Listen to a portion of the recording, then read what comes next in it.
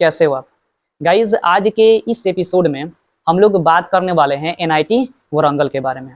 वैसे मैं आपको बता दूं कि यह एक ऐसा एनआईटी है जिसको सबसे पहले यानी अभी तक 31 एनआईटीज बने हैं, उसमें से सबसे पहले इसी एनआईटी को बनाया गया था।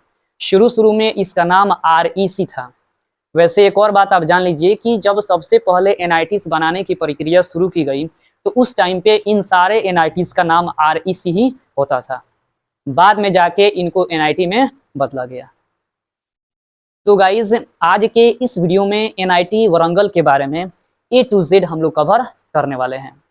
तो एक प्यारा सा रिक्वेस्ट है कि इस वीडियो को एंड तक ज़रूर देखिएगा, और अगर आप इस चैनल पर नए हैं तो प्लीज़ सब्सक्राइब कर दें, क्योंकि यह चैनल आपको आपके काउंसलिंग तक हेल्प करेगा। तो चलिए शुरू करते हैं और जानते हैं एनआईटी वारंगल के बारे में। गाइज इसकी स्टेप 1959 में की गई थी। लोकेशन आपको वारंगल तेलंगाना में देखने को मिल जाता है। वहीं अगर हम कनेक्टिविटी की बात करें तो काजीपेट रेलवे स्टेशन से आपको 5 किलोमीटर की दूरी पर यह कॉलेज मिल सकता है। लेकिन वही अगर आप वारंगल रेलवे स्टेशन के पास जाते हैं तो फिर वहाँ से आपको 10.5 किलोमीटर की दूरी पर यह कॉलेज देखने को मिल जाएगा। लेकिन अगर आप बाई प्लेन आते हैं तो उस कंडीशन में आपको हैदराबाद आना पड़ेगा। वहाँ से यह कॉलेज लगभग 168 किलोमीटर की दूरी पर देखने को मिल जाएगा। तो एयरपोर्ट से ज़रा दूरी पे है, इसीलिए मैं आपको यही सलाह दूंगा कि आप कोशिश करिएगा बाई ट्रेन आने की। ठीक है गाइज, अगर इसके कैंपस साइज देखा जाए तो 248 प्लस एकड़ में ज़बरदस्त तरीके से इसके कैंपस को बनाया गया है। अगर NIRF रैंकिंग देखा जाए तो 21st इंजीनियरिंग में इसको 2023 में मिला हुआ है। अगर मोड ऑफ एडमिशन देखा जाए तो वैसे आप जानते हैं कि जितने भी एनआईटीज हैं उसमें एडमिशन लेने के लिए आपके जेई मार्क्स होने चाहिए। ठीक है, तो जेई मार्क्स के बेसिस पे इसमें एडमिशन होता है। ठीक है, अगर एलिजिबिलिटी देखा जाए तो 12 में आपके मैथ और physics as a compulsory subject होने चाहिए। अलॉन्ग विद आपके केमिस्ट्री हो सकते हैं, बायो हो सकते हैं, बायोटेक हो सकते हैं, या और भी जो वोकेशनल टेक्निकल जो सब्जेक्ट्स हैं वो हो सकते हैं। लेकिन मैथ एंड फिजिक्स जो है ना वो आपके कंपलसरी होंगे।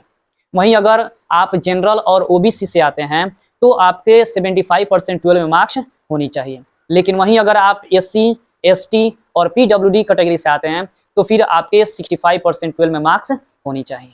इसके अलावा अगर आप टॉप 20 रैंक अपने बोर्ड में लेके आते हैं तो भी आपके एडमिशन हो जाएंगे। ठीक है, वहीं काउंसलिंग का बात करा जाए तो भाई जोसा काउंसलिंग के थ्रू इसमें एडमिशन होता है, और CSEP जो स्पेशल राउंड होता है ना उसके थ्रू इसमें एडमिशन होता है। ठीक है, रिजर्वेशन का अगर हम बात करें तो फिर अगर आप EWS कैटेगरी से आते हैं तो वहाँ पे आपको 10% रिजर्वेशन देखने को मिल जाएंगे। OBC से हैं तो 27% देखने को मिल जाते हैं, SC से हैं तो 15% देखने को मिल जाते हैं, और अगर आप ST से हैं तो 7.5% आपको देखने को मिल जाती है रिजर्वेशन। गाइज अगर ब्रांचेस देखा जाए ना तो बीटेक में आपको 3 ब्रांचेस देखने को मिल जाते हैं। वहीं इंटीग्रेटेड MSc देखा जाए तो आपको 3 ब्रांचेस देखने को मिल जाते हैं। ठीक है, तो गाइज चलिए अब कट ऑफ भी देख लेते हैं। तो गाइज सबसे पहले होम स्टेट वालों के लिए देखते हैं। स्पेशल में CSC का कट ऑफ देख रहा हूँ तो 2023 में जो CSC का कट ऑफ गया ना तो ओपनिंग रैंक इसका 1894 से हुआ है, और इसका जो क्लोजिंग रैंक है ना वो आप देख लीजिए 3115 को गया है। तो इसके हिसाब से रैंक आपको लाना पड़ेगा। तो गाइस आप जानते हैं कि यह NIT टॉप 4 में आता है, तो इस कंडीशन में आपको सही में एक बेहतर चीज़ को पाने के लिए ना थोड़ी सी मेहनत करनी पड़ेगी। ठीक है, तो इसीलिए आप CSC का कट ऑफ आप देख लीजिए 2023 का कि कितना रहा है। अदर स्टेट का भी आप कट ऑफ देख लीजिए। CSC का स्पेशल अगर देखा जाए तो 889 से ओपनिंग रैंक रहा है, और 2413 इसका क्या रहा है क्लोजिंग रैंक रहा है। तो गाइस ये तो बात हो गई कट ऑफ की। आपके कट ऑफ स्क्रीन पे दिखाई दे रहे होंगे कि किस ब्रांचेस में कितने कितने कट ऑफ हैं। ठीक, अपने हिसाब से एक आइडिया लगा लीजिएगा कि आपको कौन सा ब्रांच चाहिए और किस हिसाब से आपको प्रिपरेशन करना चाहिए। भाई टॉप NIT है ये, उसके लिए आपको जद्दोजहद और मेहनत करने की आवश्यकता है। ठीक है, तो चलिए अब बढ़ते हैं प्लेसमेंट की तरफ। तो गाइस अगर इसका हाईएस्ट प्लेसमेंट देखा जाए तो 88 LPA गया है। वहीं अगर एवरेज अगर प्लेसमेंट देखा जाए ना तो 17 LPA को गया है। वहीं अगर मीडियन पैकेज देखा जाए तो 12.5 LPA गया है। वहीं अगर एवरेज सिम पर CSC का अगर देखा जाए ना तो 30 LPA देखने को मिल जाता है। तो गाइस प्लेसमेंट तो एकदम रिकॉर्ड तोड़ प्लेसमेंट यहाँ की होती है। टॉप रिक्रूटर्स की बात करें ना, स्क्रीन पे आपको टॉप रिक्रूटर्स के नाम दिखाई दे रहे होंगे कि कौन कौन से टॉप रिक्रूटर्स इस कॉलेज के हैं, कौन कौन सी कंपनीज इस कॉलेज में आते हैं। ठीक है, तो अब चलिए अब बढ़ते हैं फी स्ट्रक्चर की तरफ कि इसका फीस कितना लग सकता है। तो गाइज अगर टोटल फीस की बात करें यानी first semester, specially first semester की अगर बात करा जाए जिसमें आपके हॉस्टल, मेस और ट्यूशन फीस, ये सारा मिला के अगर बात किया जाए तो आपको 1,51,000 समथिंग देने पड़ सकते हैं। लेकिन वहीं अगर सेकेंड सेमेस्टर से फिर आपको 1,07,000 के करीब देने पड़ सकते हैं। इवन आप जानते हैं कि फी वेवर भी होता है, यानी इसको स्कॉलरशिप के थ्रू आप कह सकते हैं कि अगर आप SC ST और PWD से हैं तो फिर आपको ट्यूशन फीस नहीं देना होता है। बाकी जो आपके हॉस्टल चार्जेस हैं, बाकी जो आपके मेस चार्जेस है ना, वो आपके लगते हैं। अगर आप जनरल और OBC के हैं और आपके पेरेंट्स का इनकम 1 लाख से कम है तो फिर आपके भी ट्यूशन फीस नहीं लगेंगे। लेकिन अगर आप OBC और जनरल कैटेगरी से आते हैं और आपके पेरेंट्स का इनकम 1 लाख से 5 लाख के बीच में है तो फिर आपके जो ट्यूशन फीस है ना, उसमें 2/3 पार्ट ऑफ ट्यूशन फीस लगते हैं। लेकिन अगर आप जनरल और OBC से हैं और आपका जो पेरेंट इनकम है ना वो 5 लाख से ज़्यादा है, तो इस कंडीशन में आपको पूरा फी देने की ज़रूरत है, आपके पूरे फी देने पड़ सकते हैं। ठीक है, तो उसके हिसाब से एक आपका इनकम सर्टिफिकेट बनवा लीजिएगा। भाई इंडिया है, हर एक तरह से क्या बन जाता है, इनकम सर्टिफिकेट बन ही जाता है। तो कोशिश करिएगा कि 1 लाख से 5 लाख के अंडर में करने के लिए, अगर ज़्यादा आप वीक हैं तो फिर 1 लाख के अंडर में आप अपने इनकम सर्टिफिकेट बनवा सकते हैं।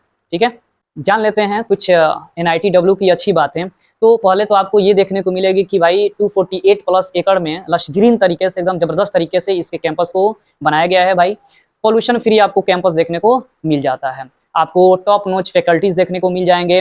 इवन अगर देखा जाए तो 24/7 वाईफाई अवेलेबल देखने को मिल जाएगा। वाटर सप्लाई भी ज़बरदस्त तरीके से होता है, माने किसी भी चीज़ की कमी नहीं होती है। अमेजिंग प्लेसमेंट्स आप देख ही रहे हैं, तो ज़बरदस्त तरीके से प्लेसमेंट्स भी होते हैं। बस यहाँ पे थोड़ी सी प्रॉब्लम है कि 80% अटेंडेंस पॉलिसी है। तो भाई कॉलेज तो जाना पड़ेगा, आपको पढ़ना पड़ेगा।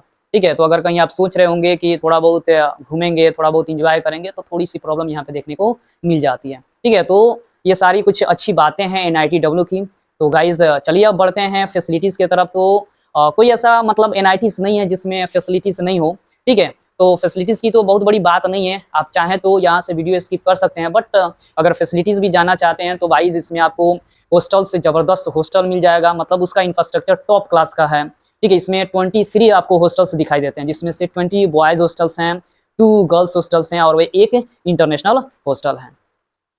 गर्ल्स हॉस्टल्स मतलब थोड़ी से प्रॉब्लमेटिक क्रिएट हैं, क्योंकि गर्ल्स के लिए 4 शेयरिंग रूम है, जिसमें first year, second year, third year और फोर्थ के लिए स्टूडेंट्स उसमें रहते हैं। तो गर्ल्स के लिए थोड़ी सी प्रॉब्लम है। बट अगर बॉयज़ की बात करा जाए ना, तो फर्स्ट और सेकेंड ईयर में आपको डबल शेयरिंग रूम मिल जाते हैं और थर्ड और फोर्थ ईयर में आप सिंगल रूम आपको अलॉट हो जाता है। ठीक है, हर एक फ्लोर पे आपको कॉमन वॉशरूम और कॉमन रूम देखने को मिल जाएगा। ठीक है, एक कहा जाता है कि यहाँ पे एक हॉस्टल है जिसका नाम है अल्ट्रा मेगा हॉस्टल। ठीक है, उसका जो रूम है ना, उसमें जितने रूम है लगभग 1800 के करीब उसमें रूम दिखाई देते हैं, और खासकर वो फर्स्ट ईयर वालों को ही अलॉट होता है। तो भाई जबरदस्त तरीका का मतलब हॉस्टल है। उस हॉस्टल में आपको लिफ्ट भी देखने को मिल जाएंगे, लॉन्ड्री फैसिलिटीज भी है, स्टेशनरी भी देखने को मिल जाएगा, कैफेटेरिया देखने को मिल जाएंगे, भाई कैंटीन भी है। मतलब कि एक हॉस्टल में प्रॉपर क्या क्या होना चाहिए वो सारी चीज़ें आपको देखने को मिल जाएगी। जितने भी हॉस्टल्स हैं उनको एक गार्डन्स देखने को मिल जाती हैं, उसमें ऑलरेडी एक स्पोर्ट्स जो ग्राउंड है ना वो भी देखने को आपको मिल जाता है। तो एक तरह से देखा जाए तो हॉस्टल्स स्टूडेंट्स के लिए एक बेहतरीन तरीका से, मतलब हॉस्टल को कैसे इंजॉय करा जाना, इस कॉलेज में आपको देखने को मिल जाएगा। मेस की अगर बात करा जाए तो आपको इसमें 3 गवर्नमेंट मेस देखने को मिल जाते हैं, जिसमें से 2 जो है ना वो नॉन वेज मेस हैं और एक जो है ना वो वेज मेस है, और 3 आपको प्राइवेट मेस देखने को मिल जाते हैं। ऐसा कहा जाता है कि गवर्नमेंट जो मेस है ना वो थोड़ा सा चीपर है, मतलब प्राइवेट से। तो वैसे भी आप वहाँ पे जाइएगा तो आपको पता चलेगा कि आपका जो मतलब मेस का खाना है ना वो कैसा है, गवर्नमेंट वाला बेटर है कि प्राइवेट वाला बेटर है, इसके हिसाब से आपको पता चल जाएगा। गाइज अगर लैब के बारे में बात किया जाए ना, तो वैसे तो मैं बता दूं कि जितने भी ब्रांचेज हैं उन सारे ब्रांचेस का लैब आपको वेल मेंटेन्ड आपको दिखाई देगा। ठीक है, यानी हर एक ब्रांचेस के आपको लैब दिखाई देंगे, तो लैब की कोई कमी नहीं है। जबरदस्त तरीके से लैब को भी क्या किया गया है, बनाया गया। मतलब कि इंफ्रास्ट्रक्चर के बारे में अगर देखा जाए ना यार, तो फिर इंफ्रास्ट्रक्चर में कोई कमी नहीं है। अगर वहीं लाइब्रेरी का अगर तुम देख लो तो 4000 स्क्वायर फीट में लाइब्रेरी, सेंट्रल लाइब्रेरी है, तो उसको बनाया गया है, जिसमें लगभग 1.8 लाख के करीब से आपको बुक्स, CD, जर्नल्स, ये सारी चीजें आपको देखने को मिल जाती है, जिसका कॉस्ट लगभग कहा जाता है कि 8.8 करोड़ के लागत से ये सारे बुक्स को लिया गया है। तो एक तरह से देखा जाए तो लाइब्रेरी भी जबरदस्त तरीके से बनाया गया है, लैब्स जो है ना वो भी जबरदस्त तरीके से बनाया गया है। स्पोर्ट्स फैसिलिटीज़ भी कोई कम नहीं है, मतलब कि क्रिकेट ग्राउंड है, तुम्हारे फुटबॉल ग्राउंड है, बैडमिंटन कोर्ट है, ठीक है, वॉलीबॉल कोर्ट है, स्विमिंग पूल तुमको मिल जाएगा, जिम देखने को मिल जाता है। मतलब हर एक चीज़ है। अगर तुम स्पोर्ट्स फ्रीक भी हो ना तो तुमको यहाँ पे बहुत मज़ा आने वाला है। मतलब कि हर एक तरह से हर एक चीज़ को बेहतरीन तरीके से वेल मेंटेन करके रखा गया है। तो मतलब एक तो भाई एनआईटी है, तो एनआईटी में ऊपर से पुराना एनआईटी है, तो सारी चीज़ों को प्रॉपर तरीके से बनाया गया है, तो इसमें कोई भी चीज़ की कमी देखने को आपको नहीं मिलेगी। ठीक है, तो कितना कट ऑफ है ये भी ज़रा ध्यान में रख लीजिए कि भाई कट ऑफ कितना है, और कट ऑफ के हिसाब से आप प्रिपरेशन करिएगा इस कॉलेज को लेने के लिए। आपके फेस्ट भी होते हैं, आपके क्लब्स भी, मतलब कि A to Z जो कॉलेज लाइफ होनी चाहिए वो आपको यहाँ पे देखने को मिल जाती है।